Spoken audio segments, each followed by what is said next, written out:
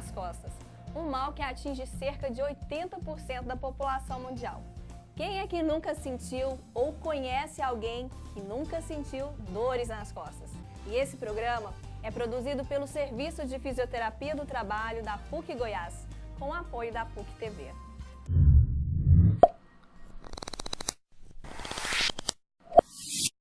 E para conversar hoje conosco sobre as dores nas costas, está aqui no estúdio o fisioterapeuta Fernando Fernandes. O Fernando, ele graduou em fisioterapia pela Universidade Estadual de Goiás, é pós-graduado em aparelho locomotor no esporte pela Unifesp São Paulo, especialista em acupuntura pelo IMES Minas Gerais, tem formação em reeducação postural global, RPG, osteopatia, mobilização neural, método Mulligan, kinesiotape. Muita coisa, né, Fernando? É, muita coisa, né? Sempre com o objetivo de melhorar a vida dos nossos pacientes, né? De dar mais qualidade de vida para as pessoas que nos procuram. Bom, eu agradeço demais a sua presença hoje aqui. Tenho certeza que vai ser um programa super rico. Muito obrigada. Bom, eu que agradeço o convite, né? Compartilhar um pouco da nossa vivência clínica aqui com os telespectadores do programa, né? Dando informação para a população. Então tá. Então vamos começar o nosso bate-papo. E eu queria, assim, para que a gente possa estar orientando o pessoal de casa e que eles entendam um pouco mais sobre as dores nas costas, eu queria que você falasse um pouco da coluna vertebral. Na parte óssea da nossa coluna vertebral, né? Então aqui estão só as estruturas ósseas, né? Por cima disso aqui tudo nós temos músculos, ligamentos, uma série de coisas. Bom, nossa coluna, ela é essa estrutura óssea, né, empilhada, então nós temos as vértebras empilhadas umas sobre as outras, né, e aqui a gente consegue perceber que a gente tem uma espécie de um amortecedor entre uma vértebra e outra. Isso aqui é muito importante. Essa estrutura aqui, que a gente chama de disco intervertebral, ela é responsável por amortecer os choques, né? Tudo que a gente faz quando a gente pula, quando a gente joga futebol, quando a gente faz nossas atividades, isso aqui amortece todas essas compressões. Então ela é uma estrutura muito importante para a nossa coluna, né? E aqui, outra estrutura que a gente tem muito importante são essas estruturas em amarelo aqui que representam os nervos, né? Eles saem aqui pelo forame de conjugação e vão inervar, vão dar suprimento nervoso para todos os nossos músculos, e isso faz com que a gente tenha movimento. Então, quando acontece qualquer problema aqui nesse disco intervertebral, ele pode sair e pinçar um desses nervos. Aí é onde a gente acontece as dores ciáticas, por exemplo, que é o mais conhecido, né? A ciatalgia, a gente ouve muito falar, tô com problema no nervo ciático. Então é isso, acontece por acaso uma hérnia de disco, como está ilustrado aqui, pinça o nervo aqui na saída dele pelo forame intervertebral e isso faz com que dê a dor irradiada para a perna. Então, essa é um pouco da constituição da nossa coluna vertebral. E se a gente fosse ver, né, dentro dessa constituição, quais são as áreas mais acometidas e as patologias mais frequentes referentes a essas áreas? O que a gente mais encontra? Bom, dois segmentos são os mais afetados pelas dores, né? Que a gente encontra, que aparece mais na nossa prática clínica, nossa experiência. Principalmente a coluna cervical, que é essa estrutura aqui comumente chamada de pescoço. Aqui a gente tem também a coluna lombar, que é a região ali próxima dos glúteos, né, o final da coluna, que também é muito acometido. Por que que essas estruturas são as mais comprometidas? Porque são as estruturas que apresentam maior mobilidade. Então essas duas estruturas, cervical e lombar, apresentam maior quantidade de movimento. E tudo que se movimenta pode se machucar, tendo maior ou menor quantidade de movimento. Então por isso essas duas estruturas, as lombalgias e as cervicalgias, são a causa mais comum de trazer o paciente até nós. São as regiões também com maior desgaste, né? São as mais usadas. Exatamente, né? Quanto mais se movimenta, maior a possibilidade de desgaste, né? A principal coisa que eu observo é o sedentarismo.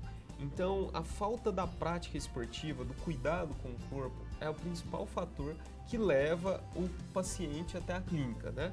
A gente observa também o sobrepeso, né, que também é uma consequência da inatividade física. A gente percebe também uma relação muito íntima, e até diversos estudos mostram isso, com doenças neurológicas, doenças comportamentais, como depressão, ansiedade, também existe uma relação muito próxima. A sobrecarga dos segmentos, né, provocada normalmente por um ambiente laboral, um ambiente de trabalho inadequado. Então, posturas inadequadas no trabalho são também uma causa muito comum, porque o indivíduo vai trabalhar 8 horas por dia numa posição inadequada, e isso vai levar ele a ter problemas na coluna.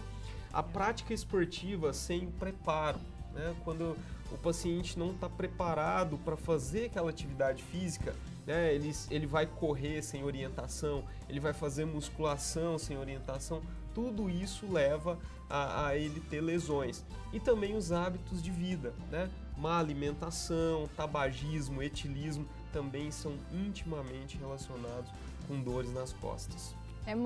Muitos fatores, são vários, né? E às vezes eles não são uma causa única, eles se associam, né? É difícil você ver uma pessoa que só vai sobrecarregar a coluna no trabalho, ela também às vezes não pratica atividade física, está acima do peso, e eu acho que esse somatório gera ainda maior propensão às dores nas costas.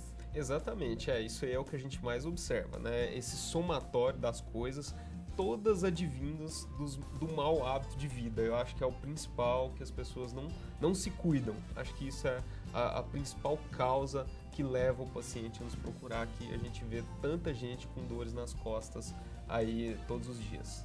E um dos grandes fatores causais que a gente vem observando hoje no nosso dia a dia são os dispositivos tecnológicos, celular, tablet, computador. Hoje a gente vê tanta gente o tempo todo usando o aparelho celular de maneira inadequada, né? Isso acontece demais. Chegando na clínica, né, pacientes sempre se queixando que a dor acontece principalmente na cervical por usar muito celular, né?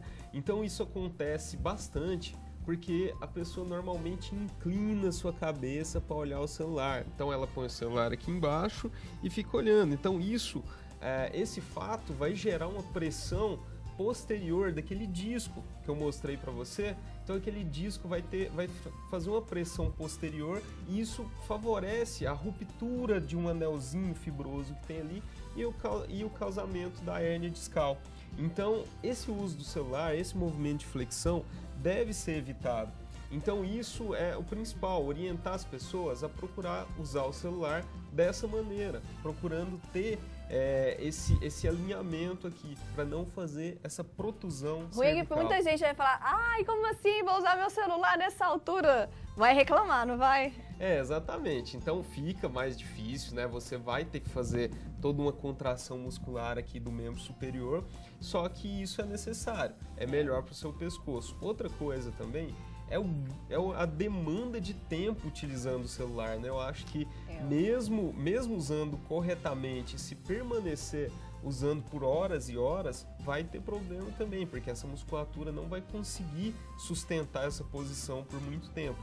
Outra opção que a gente pode ter também é usar sempre totalmente encostado, né, com a cabeça encostada. Então isso também pode favorecer, né? Então a gente procurar sempre se manter em postura ereta para a utilização do aparelho. Eu vejo muitos pacientes também que usam o celular, o tablet e até o notebook deitado. Nossa, essa daí eu vejo demais lá em casa. Eu nem contar para minha irmã, né? Vou dedurar ela hoje aqui, não. Mas a gente vê muito, às vezes, deitado usando o notebook, né? Assim, todo em uma postura, o pessoal tá judiando da coluna, não tá? Exatamente. Não, imagina você deitado, tendo que fazer uma flexão para poder enxergar o notebook. Então é bem complicado. Então essas são as causas mais comuns de dores cervicais hoje, e também de cefaleias, dores de cabeça de origem cervicogênica, né?